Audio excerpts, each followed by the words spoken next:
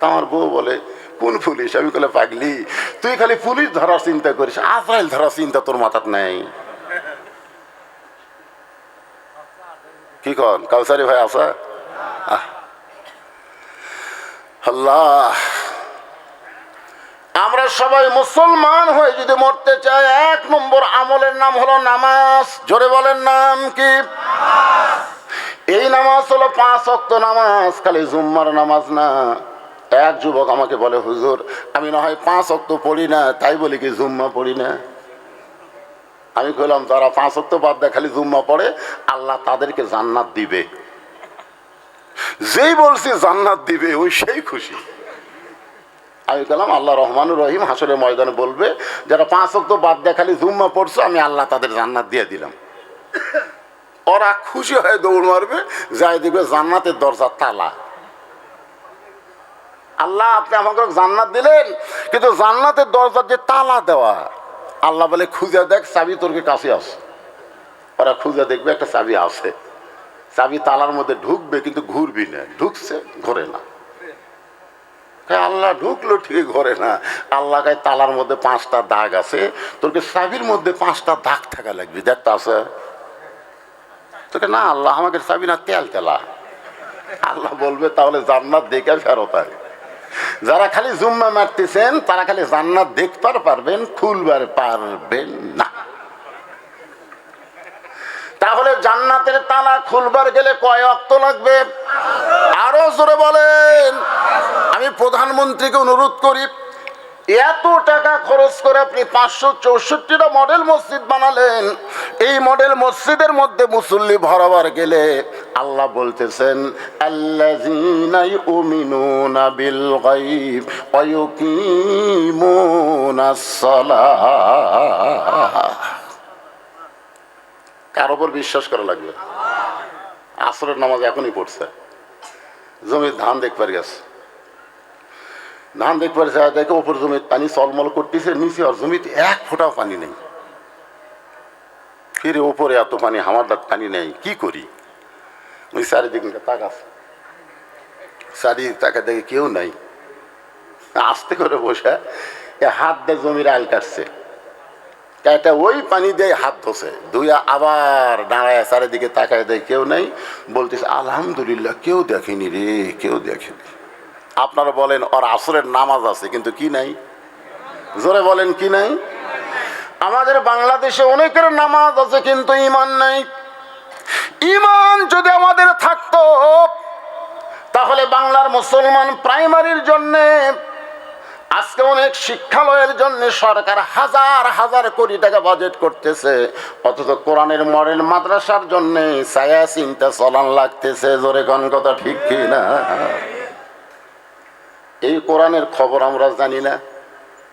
একটু মনোযোগ দিয়ে শুনবেন, যেই মানুষটা পৃথিবীর সবচাইতে বড় মাস্তান ছিল, যেই মানুষটা নাঙ্গা তরবারি নিয়ে নবীকে হত্যা করার জন্য রওনা দিয়েছিল, এই কোরআনকে গ্রহণ করার কারণে আল্লাহ তাআলা তাকে অর্ধ পৃথিবীর খলিফা বানায়া দিল। অর্ধ পৃথিবীর খলিফা। বাংলাদেশের মতন 96টা দেশ, জোরে কোন কয় দেশ? সেই দেশের খলিফা হযরত ওমর এই কোরআনকে গ্রহণ করার কারণে তার চরিত্র কেমন হলো? তিনি একদিন জুমার দিনে খুতবা দিচ্ছেন। খুতবা দেওয়া মানে ভাষণ দেওয়া। যেমন প্রধান অতিথি ভাষণ দিল, চেয়ারম্যান সাহেব ভাষণ দিল, আমিও কিন্তু ভাষণ দিচ্ছি। ভাষণের আরবি হলো খুতবা। উমর ফারুক যখন খুতবা শুরু করলেন, এমন সময় একজন সাহাবী বললেন, ইয়া আমিরুল মুমিনিন, আপনার খুতবা আমরা শুনব না, আপনার ভাষণ আমরা শুনবো না। উমর ফারুক চোখের পানি বের করে বললেন, ভাই, আমার ভাষণের মধ্যে কি কোনো ভুল আছে? তুমি কি জন্য শুনবা না? সাহাবী বলতেছে, আপনি ততক্ষণ পর্যন্ত ভাষণ বন্ধ রাখবেন যতক্ষণ পর্যন্ত আপনার লম্বা জুব্বার কাহিনী না বলবেন। আমাদেরকে খাটো পাঞ্জাবি দিয়ে আপনি লম্বা জুব্বা পরে খুতবা দিচ্ছেন, আমাদেরকে খাটো দিবেন আর আপনি লম্বা পরবেন। আপনি লম্বা জুব্বা কোথায় পাইলেন? এটা না বলা পর্যন্ত আপনার ভাষণ আমরা শুনব না। অর্ধ পৃথিবীর রাষ্ট্রপতি খলিফাকে শুধুমাত্র জুব্বা লম্বা হওয়ার কারণে একটা সাধারণ মানুষ ভাষণ বন্ধ করে দিছে। আপনারা বলেন তো উমর ফারুকের কি চামচা নাই? চামচা বোঝেন? আজকে আমাদের বড় বড় নেতার পিছনে কিছু কিছু লোক ঘরে কি ঘরে না। চেয়ারম্যান সাহেবকে বলছে, চেয়ারম্যান সাহেব লেখা আছে 10 কেজি, মাপা হলো 8 সের বিজেপি কাঠের চাউল। চেয়ারম্যান সাহেব বলতেছে নাম কাটে দে, নাম কাটে দে। জোরহাত করে বলতেছে কাটা দেন না, যা দিচ্ছেন দেন, যা দেন দেন, নাম কাটে। কে রে তোর 2 কেজি না মারলে আমি চামচা পালমো কি দিয়ে রে? এই চামচা পালমো কি দিয়ে? অথচ অর্ধপৃথিবীর খলিফার লম্বা জুব্বা একটা সাধারণ সাহাবী লোকমা দিছে, একটা মানুষ পর্যন্ত ওমর ফারুকের পক্ষে কথা বলতেছে না। আল্লাহর কোরআনকে গ্রহণ করলে তার চরিত্র কেমন হবে? মুসলমান হয়ে মরতে গেলে আমাদের করণীয় কি? কেউ যখন হযরত ওমরের পক্ষে কোনো কথা বলতেছে না, এমন সময় আব্দুল্লাহ ইবনে ওমর 6 লক্ষ হাদিসের হাফেজ, 30 পারা কোরআনের হাফেজ। নেতার বেটা কি 6 লক্ষ হাদিসের হাফেজ কোরআনের? আজকে আমাকে নেতার বেটারা কি কথা কয় না। আজকে আমাদের মতন গরিব হুজুর মসজিদে সুদের বিরুদ্ধে কথা বলার সাথে সাথে কেশিয়ার খেলে, হুজুর ওয়াজ পাল্টান, মানে কেশিয়ার সুদ খায়, বুঝলেন? এখন হুজুর যদি সুদের বিরুদ্ধে ওয়াজ করে, কেশিয়ার ওর চাকরি থুবি। আর ওইটা যদি এমপির বেটা কয়, কেশিয়ার কথা কবি, ওরে বাবা রে, ওর বেটা বাপ এমপি রে, কথা বললে আমার হাউড়া ভেঙে দিবি। তোরে কোন কথা ঠিক কিনা? আজকে প্রাইমারি বলেন, হাই স্কুল কলেজ বলেন, সরকারি টাকা দিয়া চলে। আর এই মাদ্রাসা ভিক্ষা করে চলার কারণে হুজুরদের মন দুর্বল হয়ে যায়, কারণ হুজুররা ভিক্ষা করা ছাড়া তাদের প্রতিষ্ঠান চলাবার পারে না। জোরে কথা কন না কেন? এই হাতের দাম বেশি না এই হাতের দাম বেশি? না বুঝতেছেন না?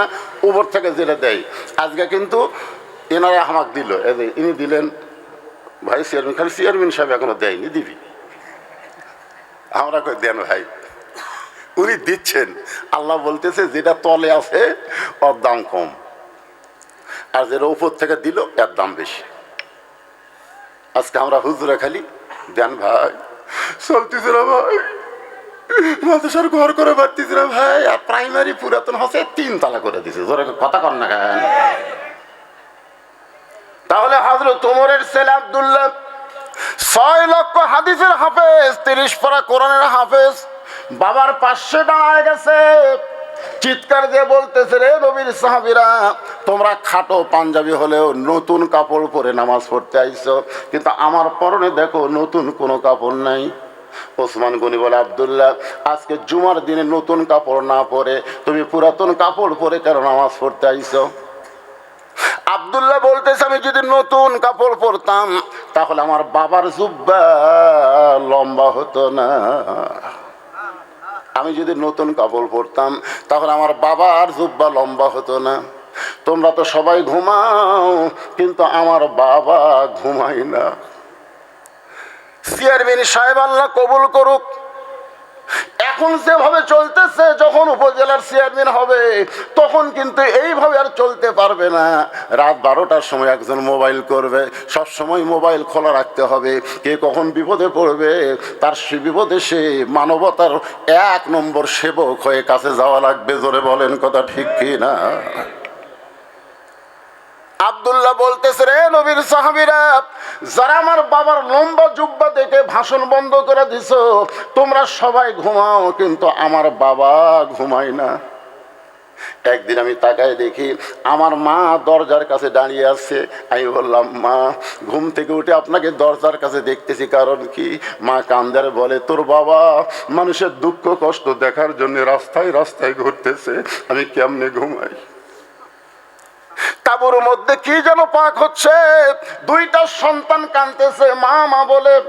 উমর ফারুক চিন্তায় পড়ে গেলেন, যদি দুম্বার গোস্ত হয় 8 ঘন্টা লাগবে, উটের গোস্ত হলে বড় জোর 1 ঘন্টা লাগবে, কিন্তু এত গভীর রাত হয়ে যায়, এখন পর্যন্ত গোস্ত সিদ্ধ হয় না। সন্তান 2টা ক্ষুধার জ্বালায় কান্দে, এইটা কেমন মা? কাছে গিয়ে বলতেছে, মা তুমি কি তোমার সন্তানদের ভালোবাসো?